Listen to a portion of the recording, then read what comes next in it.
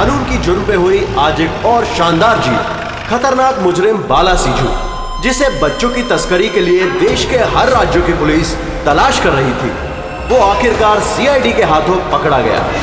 अब सीआईडी की टीम बाला से पूछताछ करेगी और बाला के इंटरोगेशन का वीडियो बना के उसे सबूत के तौर पर अदालत में पेश करेगी, ताकि बाला को सख्त से सख्त सजा दी जा सके।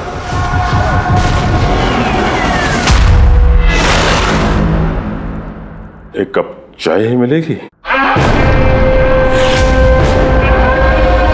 वो बच्चे कहाँ जिन्हें तूने बेचा है? मैंने किसी बच्चे को नहीं बेचा। बच्चे देश में है या विदेश में? मेरी चाय कहाँ है एसीपी साहब? देश में या विदेश में? बाला, उन बच्चों को सही सलामत उनके माँ बाप तक पहुंचाने की कसम खाई है हमने। अगर उनको कुछ हुआ ना, तो तेरे साथ वो करेंगे जो तू सपने में भी सोच नहीं सकता।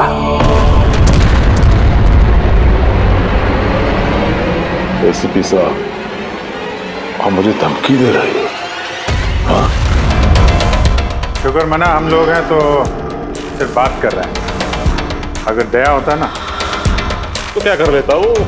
ज्यादा से ज्यादा मेरे लिए चाय बना के लाता वो।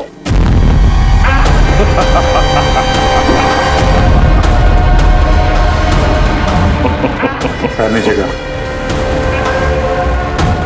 अरे मैडम जी, आप ही मेरे लिए चाय बना के ले। वैसे भी औरतों का काम रसोई घर में होता है, ये सीआईडी में कहाँ कर रहे हो आप? तेरी तो और अगर मुझे मैडम जी के हाथ की चाय अच्छी लगी, हाँ, तो मैं इनसे शादी करने के बारे में भी सोच सकता हूँ। वकील साहब, ये हद से ज्यादा बढ़ रहा है। क्यों? तुझे इतनी प्रॉब्लम क्यों हो रही है बे? हाँ? तेरा इस मैडम के साथ कोई चक्कर वक्कर है क्या? ये आपने क्या किया? मेरे क्लाइंट पे हाथ उठाया आपने?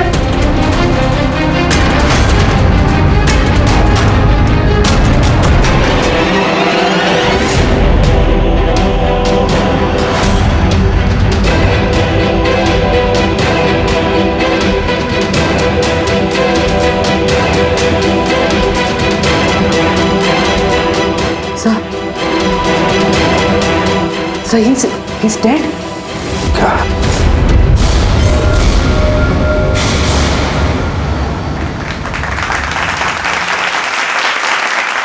Good evening ladies and gentleman and welcome to सवाल जवाब। मैं आपका होस्ट अभय कुमार आपका स्वागत करता हूं। आज का विषय या डिबेट है कि क्या हमारे देश में कानून के रखवाले कानून से बड़े हैं? आप सब लोग ने हाल ही में इस केस के बारे में सुना होगा, जहां सीआईडी के सीनियर इंस्पेक्टर मिस्टर अभिजीत पर बाला नामक एक क्रिमिनल की मौत का इल्जाम लगाया गया। इसलिए आज हमारे साथ मौजूद है खुद senior inspector Abhijeet from the CID bureau, उनके साथ ही ACP Pradyuman ji, welcome sir, और senior inspector Daya CID bureau से। हमारे पैनलिस्ट हैं ex army officer mister Ranveer, ex IB officer Sanjeet ji और एक्स जज मिस मंदिरा, और साथ ही हैं क्राइम के सीनियर एडिटर मदन कुमार जी, और साथ में मौजूद हैं और सीनियर जर्नलिस्ट और ह्यूमन राइट एक्टिविस्ट। तो मैं शुरू करना चाहूंगा ह्यूमन राइट एक्टिविस्ट से। कहिए, इस केस के बारे में आपका क्या कहना है? इनके जैसे ऑफिसर्स की वजह से ही कानून का नाम खराब हो रहा है इस देश में।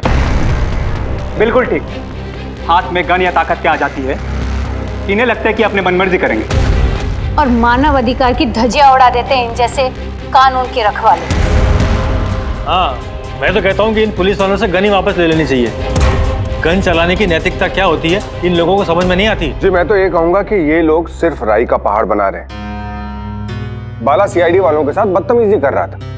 अब ऐसे में अगर हाथ उठ भी गया तो इसका मतलब ये तो नहीं है ना कि अभिजीत पर खूनी बनने का ठप्पा ही लगा दें आप लोग।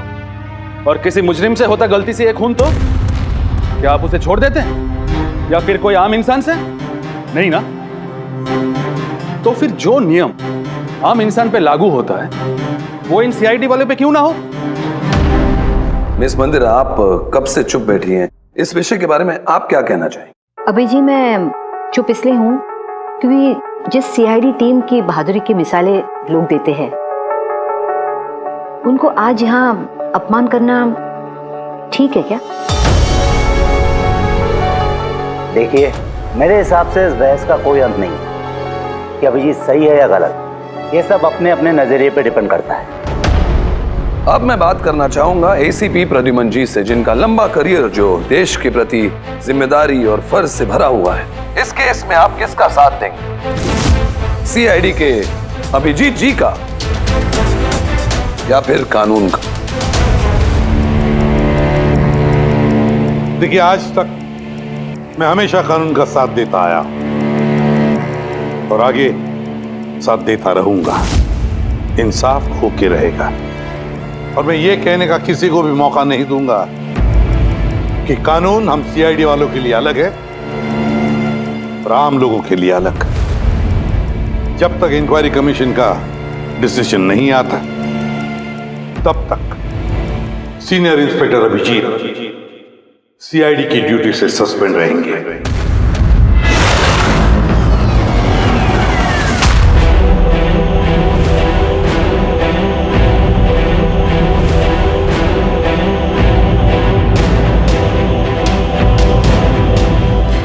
एक मिनट सर।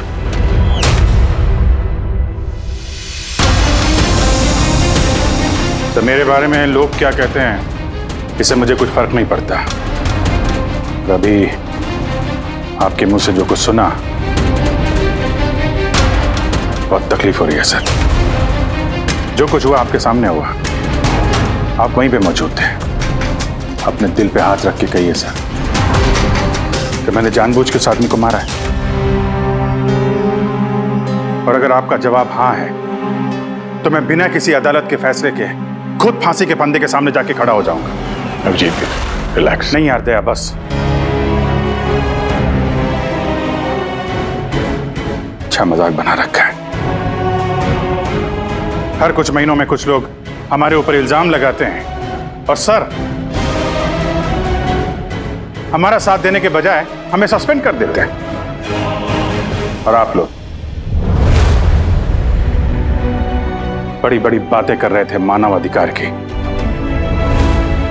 क्या कह रहे थे आप? हमारे हाथों से गन ले लेनी चाहिए। अगर आज आप लोग अपने घरों में सुरक्षित तरीके से होली दिवाली मना रहे हैं वो इसलिए कि हमारे हाथों में गन्स हैं।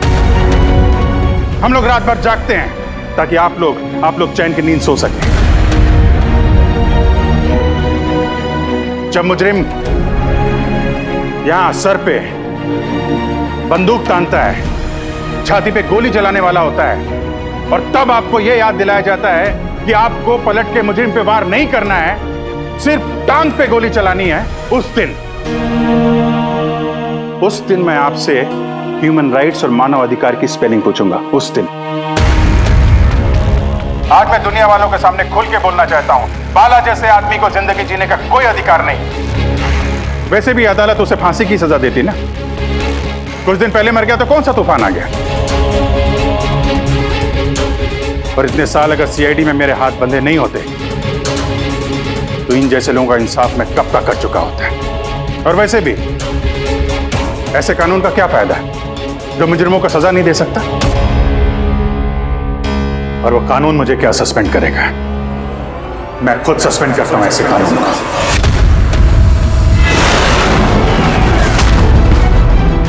दिल में जज्बा और जेब में इस्तीफा लेकर हमेशा घूमता हूं मैं।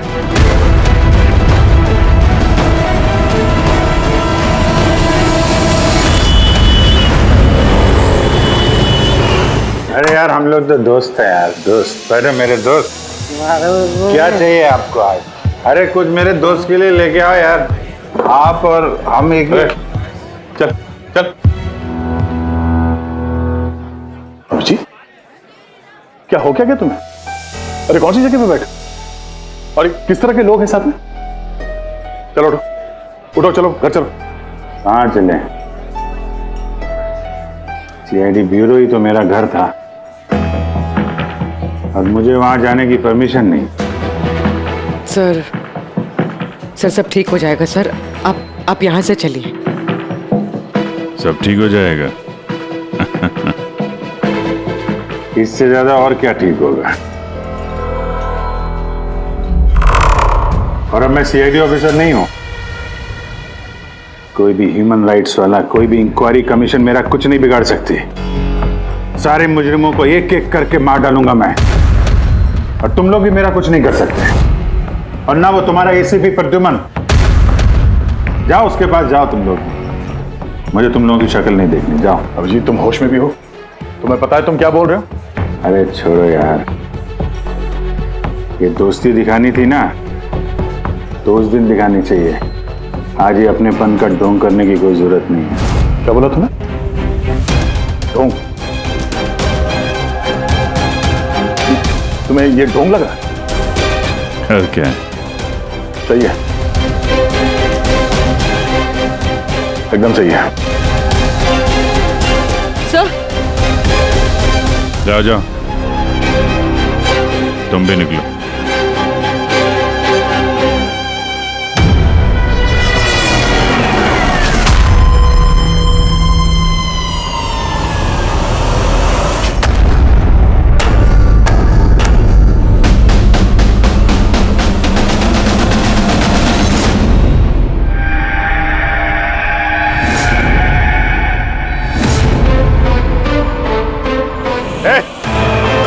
कौन है यहाँ? ये आंखों में पट्टी क्यों बांध रखी है? बोलो मुझे, कहां लेके आ गए? कौन हो तुम लोग? खोलो मुझे।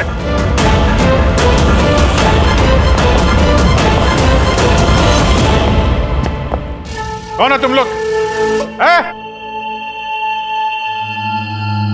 पट्टी खोलो।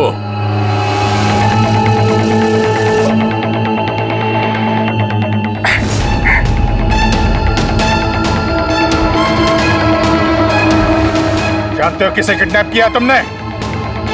एक सीआईडी ऑफिसर। अभिजीत, अब तुम एक सीआईडी ऑफिसर नहीं रहे। सीनियर इंस्पेक्टर अभिजीत सीआईडी की ड्यूटी से सस्पेंड रहेंगे। डरो मत, तुम्हें हमसे कोई खतरा नहीं। हमें अपना दोस्त समझो। दोस्त? आखिर हो कौन तुम लोग? सब पता चल जाएगा अभिजीत कि हम कौन हैं और तुमसे चाहते क्या हैं। वहां अंधेरे में छुप के क्यों खड़े हो? हिम्मत है तो सामने आओ। हम अंधेरे में इसलिए हैं क्योंकि ये देश और समाज रोशनी में हमें हमारा काम करने नहीं देता। क्या मतलब? हम भी तुम्हारी तरह कानून के रखवाले हैं, लेकिन तुम कानून के दायरे में रह के काम करते हो और हम उसके बाहर। हम सीधा मुजरिमों का इंसाफ करते हैं, न कोर्ट, न कचहरी, न इंक्वायरी कमीशन, सीधे सजाए मौत। एक मिनट, ये तुम लोग क्या कह रहे हो? मैं कुछ समझ नहीं पा रहा हूं। पहचानते हो इसे? ये तो मालविका है,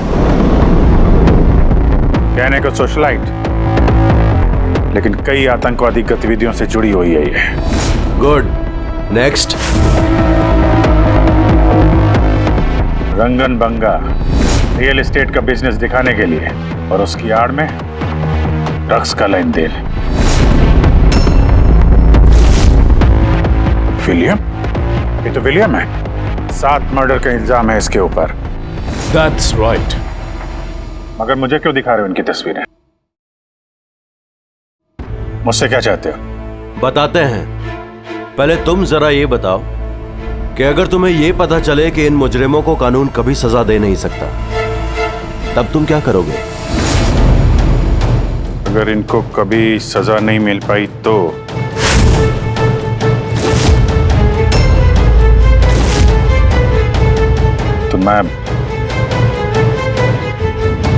मैं खुद मार दूंगा इनको।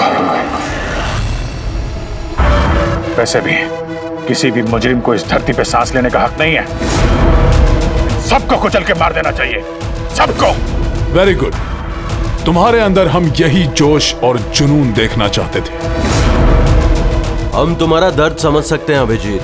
अगर बाला गलती से मारा भी गया तो क्या फर्क पड़ता है, था तो वो एक मुजरिम ही ना। अब तुम ही बताओ अभिजीत, इतने सालों की ड्यूटी का ये जो सिला मिला है तुम्हें, क्या ये ठीक है? इनके जैसे ऑफिसर्स की वजह से ही कानून का नाम खराब हो रहा है इस देश में। और मानव अधिकार की धज्जियां उड़ा देते हैं इन जैसे कानून के रखवाले। हाथ में गन या ताकत क्या आ जाती है, इन्हें लगता है कि अपनी मनमर्जी करेंगे। नहीं, बिल्कुल ठीक नहीं है।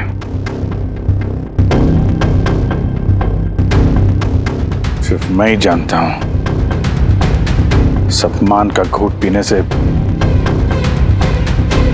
क्या बीत रही है मुझ पे, किस आग में चल रहा हूं मैं। हम समझते हैं अभिजीत, इसलिए तो तुम्हारी तरफ दोस्ती का हाथ बढ़ा रहे हैं। हमारे गैंग का काम है उन मुजरिमों का सफाया करना जिन्हें अदालत ने खुला छोड़ रखा है। बनोगे हमारे गैंग का हिस्सा? सोच क्या रहे हो अभिजीत? हमारा साथ दोगे या फिर उस सिस्टम का जिसने अनजाने में हुए एक हादसे के लिए तुम्हें सजा दी? मैं नहीं जानता कि तुम लोग कौन हो, पर जब लड़ाई जुर्म और मुजरिमों के खिलाफ है तो अभिजीत का जवाब हमेशा हाँ है। पर इससे पहले तुम्हें अपनी वफादारी की परीक्षा देनी होगी। वफादारी की परीक्षा? कौन है आदमी? छगन आज तक 5 औरतों को मार चुका है ये, और अदालत ने इसे दिमागी रूप में बीमार करार देकर रिहा कर दिया। लो रिवॉल्वर और चलाओ गोली।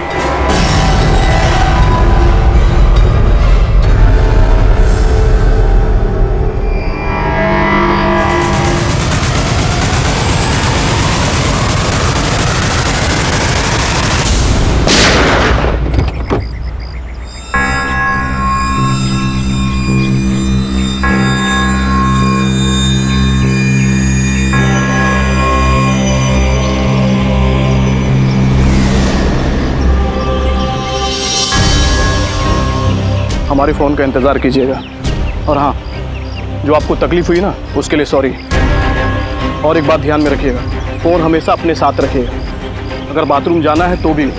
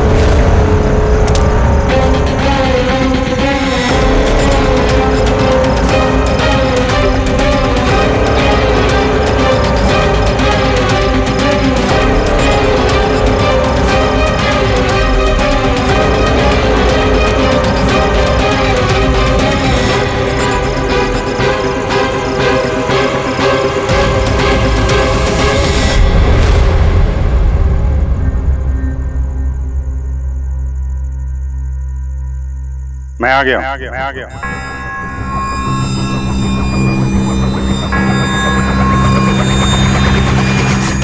हमारा अंदाजा सही निकला।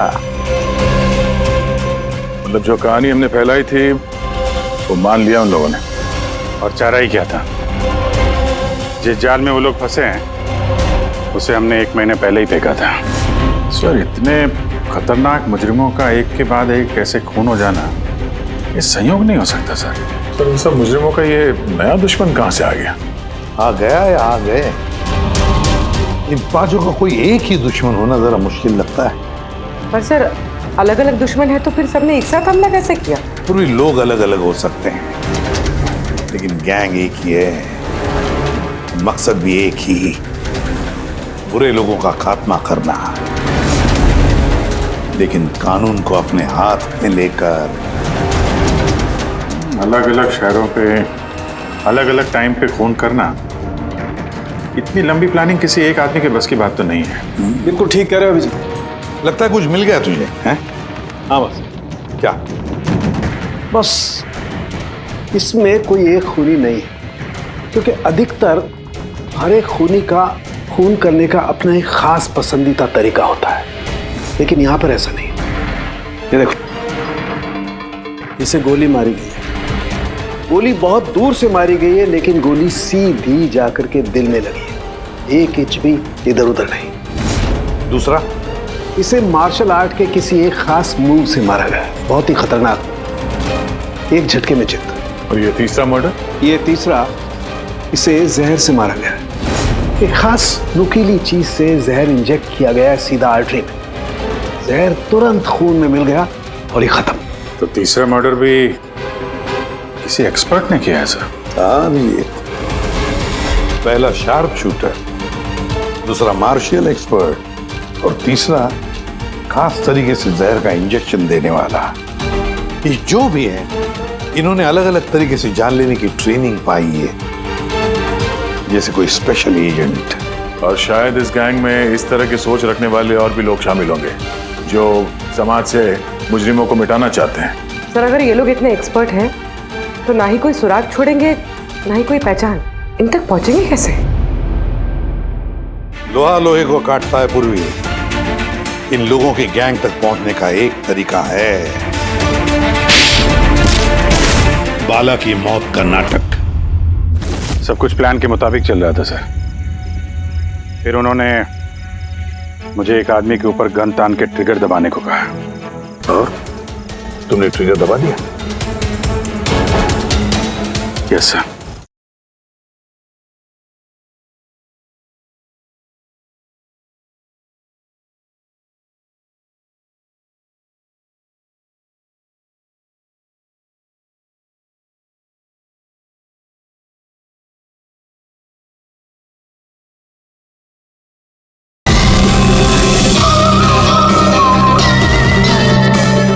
तुमने ट्रिगर दबा दिया?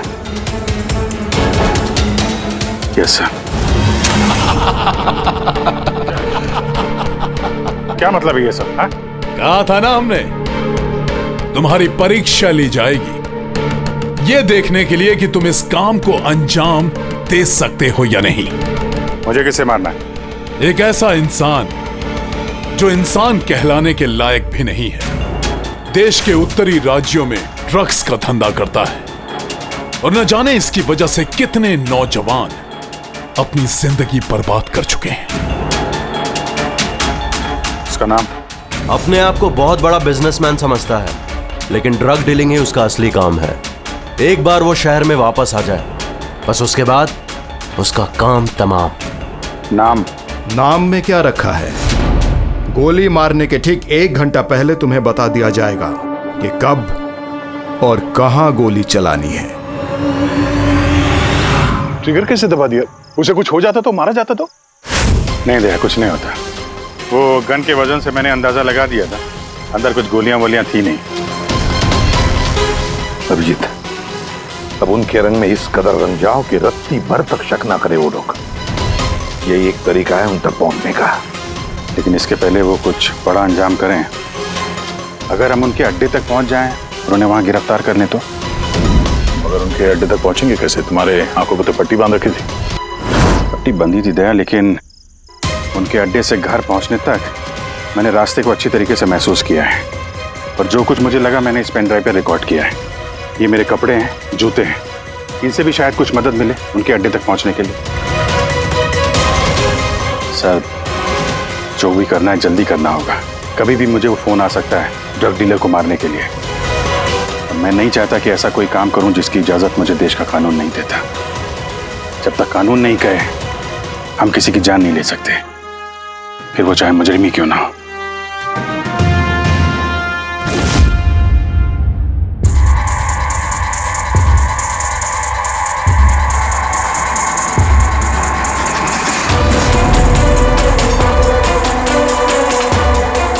ध्यान से सुनना, कुल मिला के 1.5 घंटे लगे थे मुझे उनके अड्डे से अपने घर आने में। कार की स्पीड 60 के ऊपर नहीं गई होगी। 15 मिनट गाड़ी ट्रैफिक जाम में फंसी हुई थी। 10:15 उस वक्त मुझे किसी की अर्थी जाती हुई सुनाई थी। और हाँ, जब हम अड्डे से निकले थे तो वहाँ कहीं मंदिर में आरती हो रही थी लाउड स्पीकर पे। और कुल मिला के 6 ट्रैफिक सिग्नल पे गाड़ी रुकी थी और कुछ 5 फ्लाईओवर्स थे और हर फ्लाईओवर को क्रॉस करने में करीब 40 से 45 सेकंड लगते। रेलवे स्टेशन और एक फ्लाईओवर के नीचे रेलवे स्टेशन था जहाँ पे ट्रेन की अनाउंसमेंट हो रही थी। सर आप अंदर। सर ये देखिए, अनिकेत कुमार सर, सीबीआई ने अभी थोड़े दिन पहले से बातचीत भी की थी। सर देश के कई जगहों पर ये ड्रग्स का धंधा करता है। अभी कहाँ है? सर वो फ्रेडी सर देख रहे हैं। सर ये पैडी है, धान। ओह, ये पैडी है। वो जो तुम अभिजीत की कमीज पर से लेके आई थी वो रेशा, वो एक गनी बैग का रेशा, किसी बोरी का। मतलब पैडी और बोरा, इसका मतलब ये कोई गोदाम है। गोदाम को अपना अड्डा बना रखा है उन लोगों ने। कोई ऐसा गोदाम जहां पर अनाज रखा जाता है या फिर कोई ग्रेन मिल। सर ये रूट लिया उन लोगों ने। ये रूट ठीक वैसा जैसे अभिजीत सर ने बताया था, विरार की तरफ जाता है ये। गुरजापुर में। हाँ डॉक्टर साहब, क्या अभिजीत को अनाज के गोदाम में रखा गया था? अनिकेत आज सुबह ही ग्रीस से वापस लौटा है, अभी तो ऑफिस नहीं आया। अच्छा, अब गैंग वालों का फोन आएगा अभिजीत को, आएगा फोन।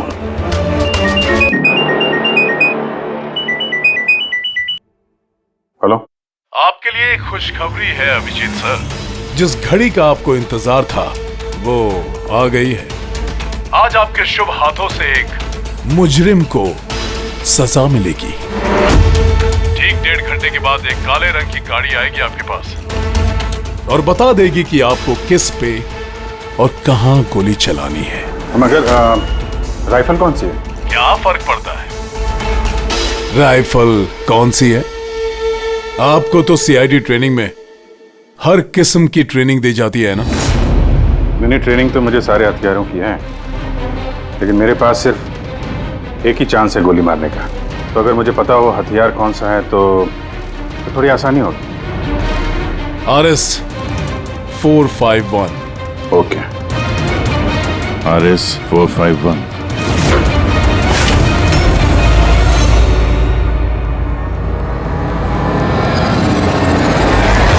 ये क्या कह रहे हैं आप? मेरी जान को खतरा है? फिर तो मैं कहीं जाऊंगा ही नहीं, घर के अंदर ही छुप के बैठूंगा मैं। सारी मीटिंग्स कैंसिल। अनिकेत, घर में छुप कर बैठने से कोई फायदा नहीं होगा। उन लोगों ने ठान लिया है तुम्हें मारने का और वो मार कर ही रहेंगे तुम्हें। बहुत कुछ कीजिए ना, आप लोग सीआईडी वाले हैं, बचा लीजिए मुझे। बचा लेंगे हम तुम्हें, सिर्फ इस बार गोली हमारा ऑफिसर तुम पर चलाएगा। तुम्हारे इन कपड़ों के अंदर एक बुलेट प्रूफ जैकेट होगा और कुछ खून के पैकेट्स। अगर निशाना इधर उधर चला गया तो, अगर गोली सर पर लग गई तो? कुछ नहीं होगा, क्योंकि गोली भी नकली होगी। और हाँ, तुम्हें तुम्हारे कर्मों की सजा जरूर मिलेगी, मगर पहले हम तुम्हारे जरिए उस मास्टरमाइंड को पकड़ेंगे। अब बताओ, मीटिंग के लिए कहाँ जाने वाले थे तुम? अगली मीटिंग 1 घंटे में है। एक मॉल के बाहर एक प्रोडक्ट लॉन्च है। मॉल के बाहर? हेलो, मुझे लगता है मिशन कैंसिल करना पड़ेगा। मगर क्यों? बाला जिंदा है।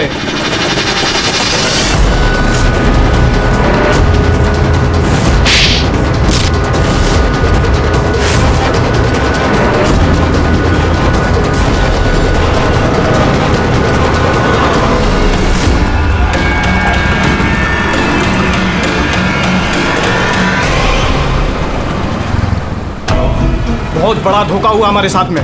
अभिजीत के हाथों किसी का खून हुआ ही नहीं है। प्लान कैंसिल नहीं करेंगे आप। सीआईडी और अभिजीत को इस धोखे की बहुत भारी कीमत चुकानी पड़ेगी।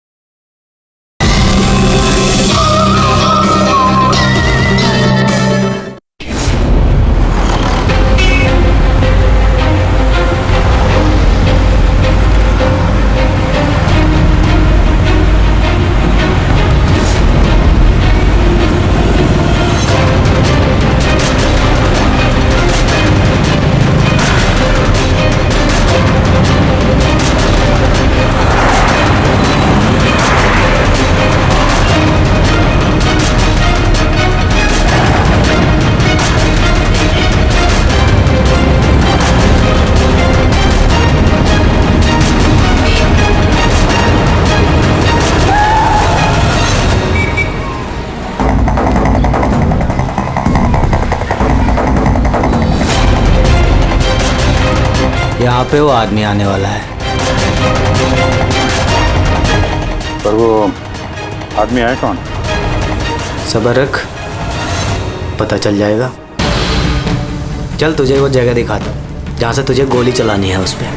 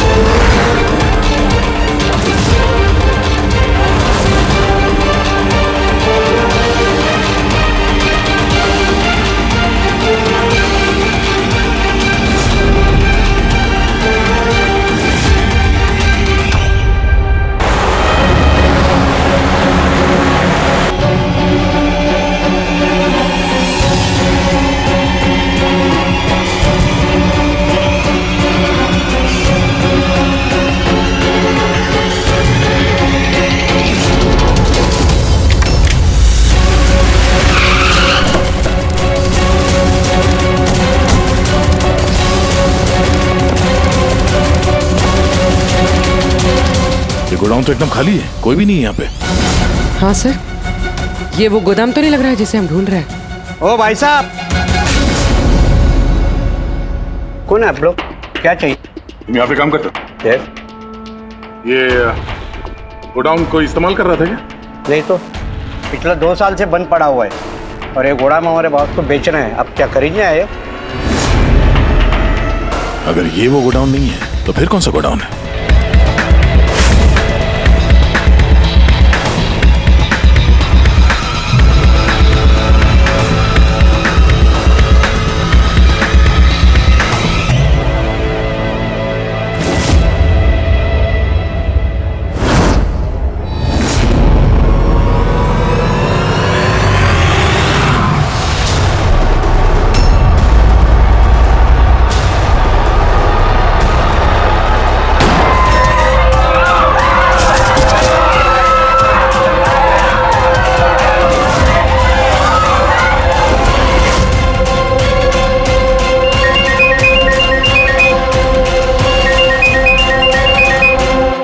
मुबारक हो अभिजीत, तेरी कामयाबी के लिए। अनिकेत की टिकट कट चुकी है। अब बैठो गाड़ी में, मिलकर बधाई दूंगा तुम्हें। ठीक है, आ रहा हूं मैं।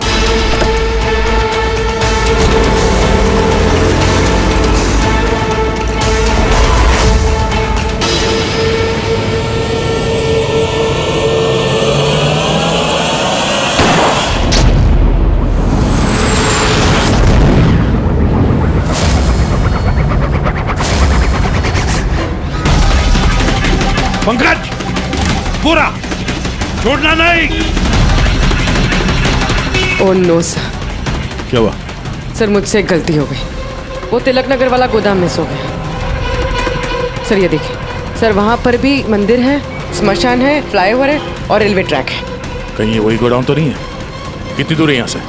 सर ट्रैफिक है तो 40-45 मिनट लगेगा। सर मुझे उनको पता था हमारे प्लान का। अभिजीत सर नकली गोली चलाने वाले थे। अभिजीत की जान को खतरा है, दया को फोन करना होगा।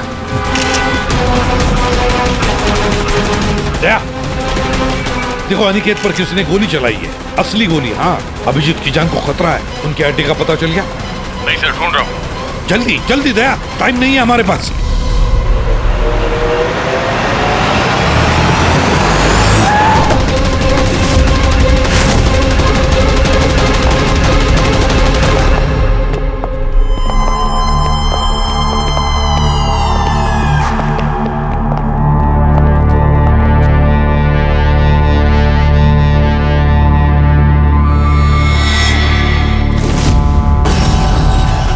बहुत बहुत बधाई हो तुम्हें, वेल डन। अनिकेत के मौत की खबर हर न्यूज चैनल पर छा गई है और अब तुमने हमारा विश्वास जीत लिया है। इसलिए अब हम अंधेरे से रोशनी में आकर तुमसे अपनी पहचान करवाएंगे।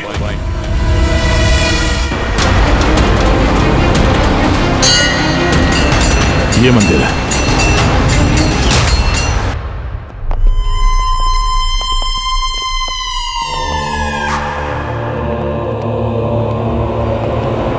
हमारे पैनलिस्ट हैं एक्स आईबी ऑफिसर संजीत जी,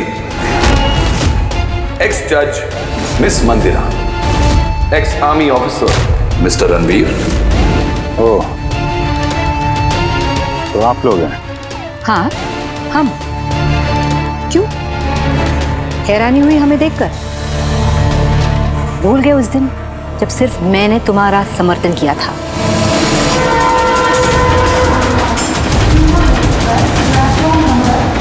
ये रेलवे स्टेशन। अभिजीत, हम सबका मकसद एक है, जुर्म का सफाया। मगर आपके ये चौथे साथी,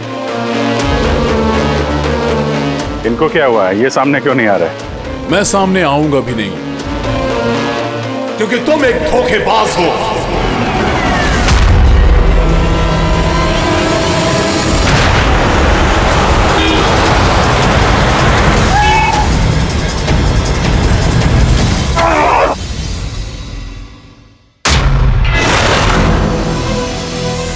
बाला जिंदा है? हाँ ये जिंदा है, क्योंकि ये सब सीआईडी की सोची समझी चाल थी हमें फंसाने के लिए।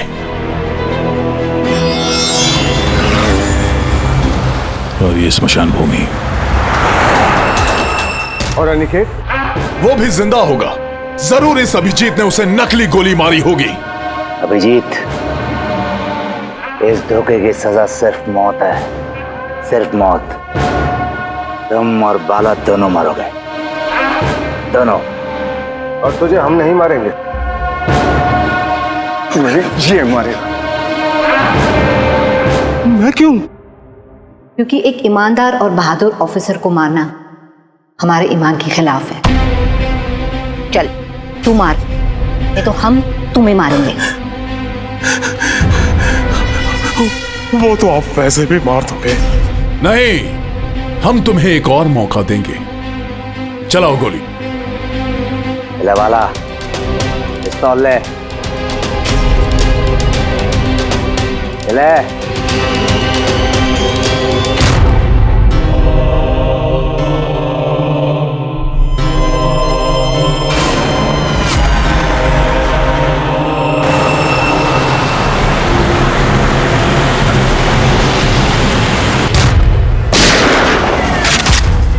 कोई नहीं भागेगा। चल। मैं आपका होस्ट अभय कुमार। हम लोगों ने जो कुछ भी किया उसका हमें बिल्कुल अफसोस नहीं। हम लोग भी देश के लिए कुछ करना चाहते थे, जैसे आप लोग करना चाहते हो। देश के लिए कुछ कर गुजरना बड़ी अच्छी बात है, पर जो रास्ता तुम लोगों ने अपनाया ना, वो गलत है, कानून के खिलाफ है। तो कानून कौन सा 100% परफेक्ट है? ये वही कानून है जिसके चलते इतने सारे मुजरिम समाज में आजाद घूम रहे हैं। उस अनिकेत को भी आपने बचा लिया ना? हाँ, अनिकेत को हमने बचा लिया, सिर्फ गोलियों से, कानून से नहीं, समझे? रही बात परफेक्शन की, तो 100% परफेक्ट कुछ भी नहीं होता है, उसे बनाना पड़ता है। आप लोगों का तरीका क्या परफेक्ट है? क्या गारंटी है इस बात की कि अपनी सनक के चलते तुम लोगों ने सिर्फ गुनहगारों को ही मारा है, किसी निर्दोष को नहीं? अब उसी अदालत के सामने जाकर अपनी शिकायत पेश करना, उस अदालत से जिससे तुम इतने परेशान हो। अब वही अदालत तुम्हारा इंसाफ भी करेगी। अब पता चलेगा तुम लोगों को कि अपने देश के कानून की मर्यादा का एहसास क्या होता है।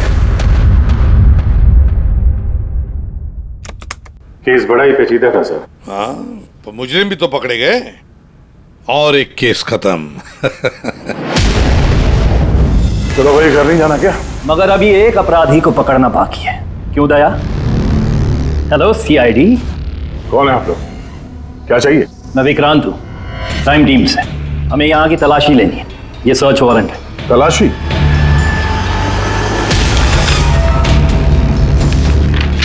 हमारी आप सबसे रिक्वेस्ट है कि आप सब हमारे साथ पूरी तरह से कोऑपरेट कीजिएगा। क्या हम जान सकते हैं कि तलाशी क्यों ली जा रही है? दमन के फांसी वाले केस में आप सबके खिलाफ कंप्लेंट है कि आप सब ने एविडेंस के साथ छेड़छाड़ की थी। दया हमारे पास है, हमारी जेल में। तो अगर दया को बचाना चाहते हो तो पहले मेरे भाई को बचाना होगा, वरना ठीक 4:30 बजे ना सिर्फ मेरे भाई को फांसी होगी बल्कि सीनियर इंस्पेक्टर दया भी फांसी पर चढ़ेगा। तलाशी शुरू करो। आप सबके फोन रिकॉर्ड्स भी चेक किए जा रहे हैं। अब आप सब पे कड़ी नजर रखी जाएगी।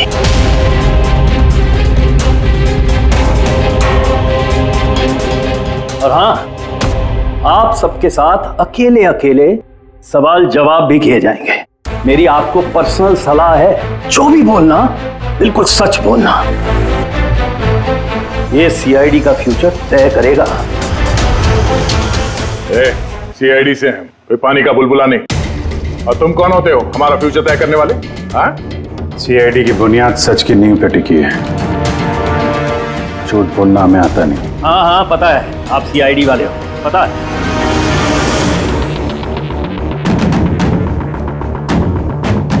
लेकिन आप जो भी हो, कानून से ऊपर नहीं हो। और अब वक्त आ गया है कि आपको कानून की याद दिलाई जाए। ना पता है हमें, हम कानून से ऊपर नहीं, पर हम कानून के रखवाले हैं। कानून के रखवाले हम सीआईडी वाले हैं, और हम गर्व से कहते कि हम सीआईडी वाले हैं। और हमारे खून का एक एक कतरा सीआईडी को और इस देश को समर्पित है।